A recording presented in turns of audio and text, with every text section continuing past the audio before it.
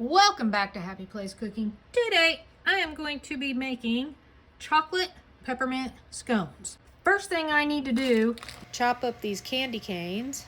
I'm going to use this towel because I don't want pieces just flying, everywhere willy-nilly. I'm going to use a mallet and I'm going to bust those up in as small pieces as possible. The ingredients I am using today is 2 1/4 cups of all-purpose flour that is already in my mixing bowl waiting.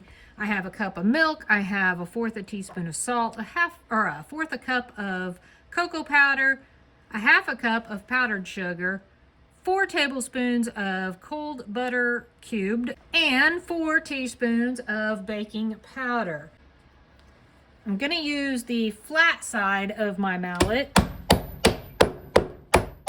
That worked pretty good. Look how small those pieces are. That should be good. And there's a good reason for using the towel because there's bits and pieces.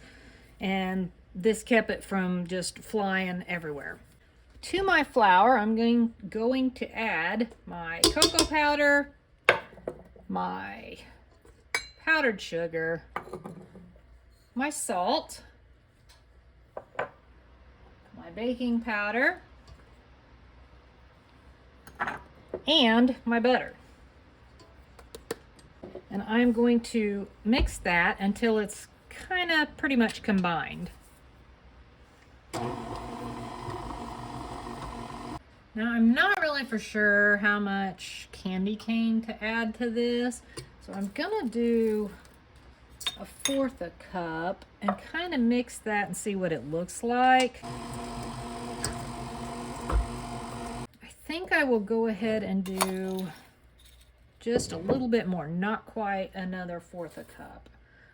Don't want it to be overpowering, but I do want to get that peppermint, taste.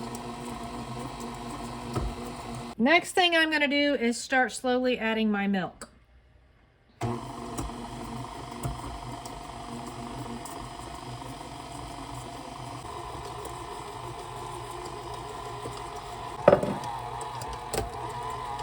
I don't think I'm going to need the rest of that milk. I think that's plenty. I just want a nice sticky batter. Got this turned out onto some parchment. I am actually going to go ahead and kind of wrap this up a little bit. I'm going to stick it in the freezer for about 30 minutes or so and let it get nice and stiff so that it can cut easily. This has been in the freezer for 20 to 30 minutes. It's definitely not as tacky as it was.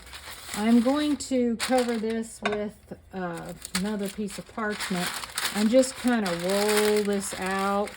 Don't want it too thin. I actually want it to be fairly thick. These aren't going to pop up a lot. Yeah, that doesn't look bad at all. I'm going to use a little biscuit cutter and I'm going to cut them in circles. And then I am going to put them on my pan. I am going to cut all this up and then I'll put the dough back together and roll it back out until, you know how that process goes, until the dough is pretty much all gone. And then I'm going to stick them in my oven that is preheated to 400 degrees and they will probably be in there about 20 minutes. I decided to make them smaller. So I used my smaller biscuit cutter and started over. Now I've made scones several times before. I usually just leave them in the pie shape and cut them in triangles. This is the first time I've done them in little circles. And this is the first time I've done chocolate ones. So I'm really hoping these come out okay. While my scones are still in the oven, I'm going to mix up just a little bit of a glaze. Use a little bit of milk. Doesn't take much.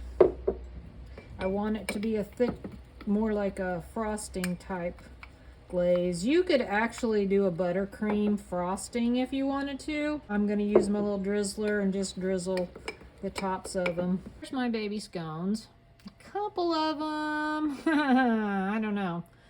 But then there's some that held their shape very nicely.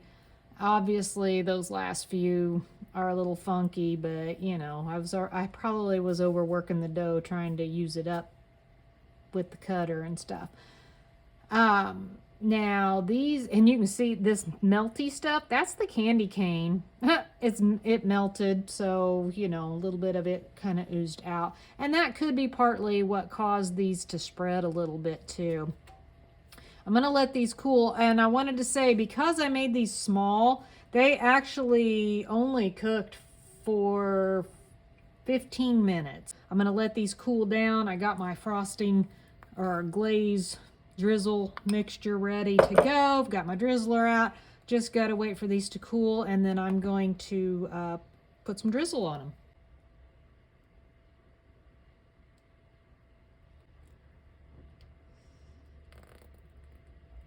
Oh, hope I got enough. Ooh, barely. Okay, see what these taste like. You see there's some candy cane in there. As you know, a scone is kind of like a biscuit, really.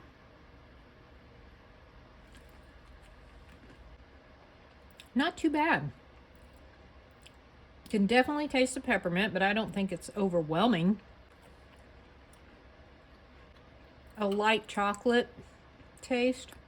Probably would have been good with a little bit of chocolate chips added to it too.